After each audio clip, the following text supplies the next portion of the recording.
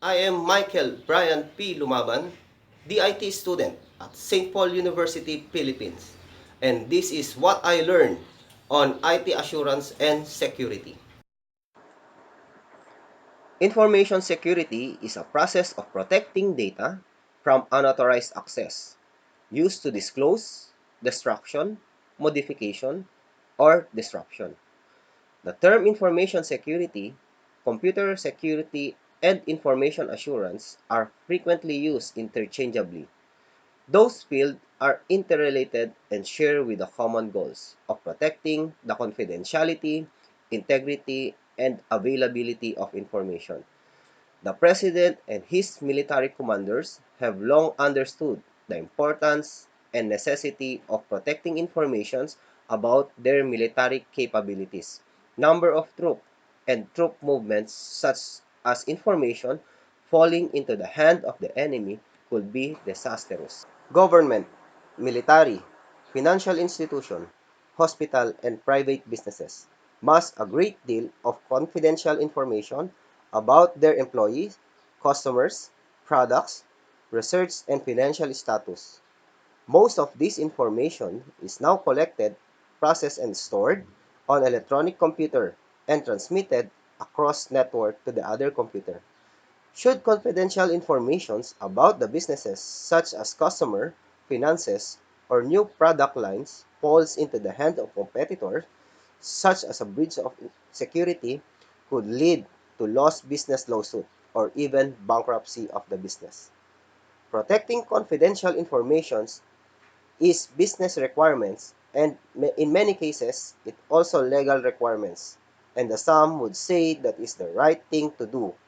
For individual information security has significant effect on privacy, which is viewed very differently in different cultures. The field information security has grown and evolved much in the recent years. As career choice, there are many ways of gaining entry into the field. The field offers many areas for specializations including system auditing, business continuity planning, and digital forensic science to name a few. Basic principles of information security are confidentiality, integrity, and availability of information. Confidentiality is a virtual impossible to get driver's license, rent an apartment, obtain medical cares, or take out a loan without disclosing a great deal or very personal information about ourselves, such as our name, address, telephone number, place of birth, SSS number, status, number of children, mother's maiden name, income, place of employment, medical history, and so on. These are personal and private informations about ourselves, yet we are often required to provide such as information in order to transact business. We generally take it on faith that a person, business, or institution who we disclose such personal information have taken measures to ensure that our information will be protected from unauthorized disclosure, either accidental or intentional, and that information only be shared with other people, business, or institution who are authorized to have access to the information and who have a genuine mean to know the information. Information that considered to be confidential in nature must only be accessed, used, copied, or disclosed by a person who have been authorized to access, use, copy, or to disclose the information, and then only when there is a genuine mean to access, use, copy, or disclose the information. A breach of confidentiality occurs when information that is considered to be confidential in nature have been or may have been accessed, used, copy, or disclosed to or by someone who was not authorized to have access to the information. In information security, integrity means that the data cannot be created, changed, or deleted without authorization. It also means that the data stored in one part of the database system is an agreement with other related data stored in other parts of the database system. Like for example, loss of integrity can occur when a database system is not properly shut down before maintenance is performed, or the database server is suddenly losing electrical power. A loss of integrity occurs when an employee accidentally or with a malicious intent deletes important data files. A loss of computer integrity can occur if a computer virus is released into a computer. A loss of integrity occurs when an online shopper is able to change the price of the product that they are purchasing. The concept of availability means that the information the computer system used to process information and the security control used to protect the informations are all available and functioning correctly. When the information is needed, the opposite of availability is the denial of service. Access to protect informations must be restricted to people who are authorized to access the information. The computer program and in many cases, the computer that process informations must be authorized. This requires that mechanisms are all in place to control the access to protect the information. The sophistications of the access control mechanism should be in parity with the value of the information being protected. The more sensitive and more valuable the information, the stronger to control mechanism needed to be. The foundation on which access control mechanisms are built start with identification and authentication. Identification is assertion of who someone is or who something is.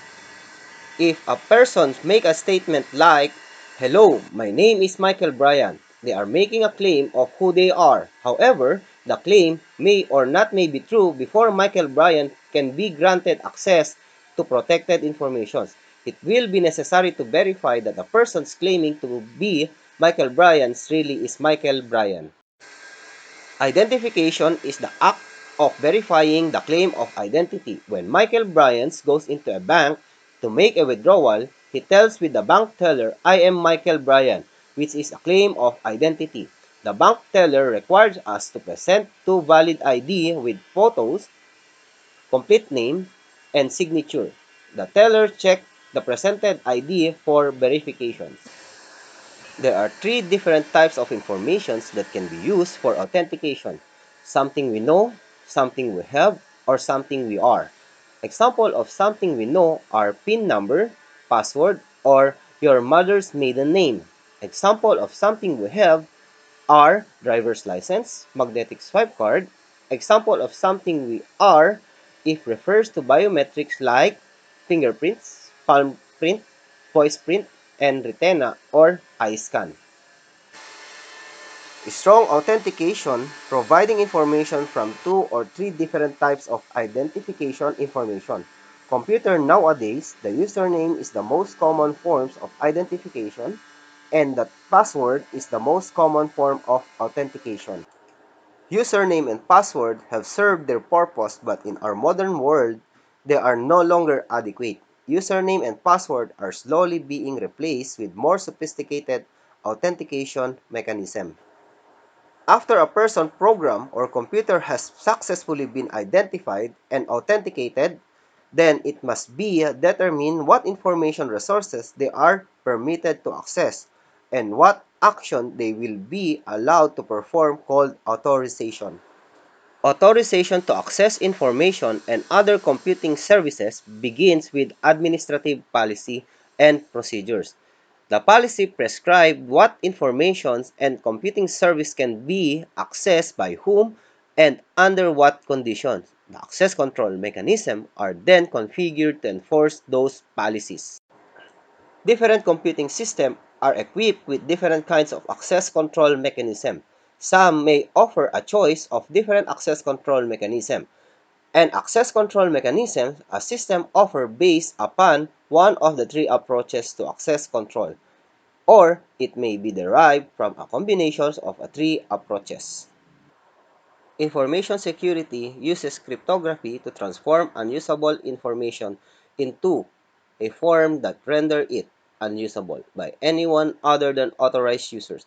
This process called encryption. Information has been encrypted, rendered unusable, can be transformed back into its original unusable form by an authorized user who possesses the cryptographic key into the process of decryption.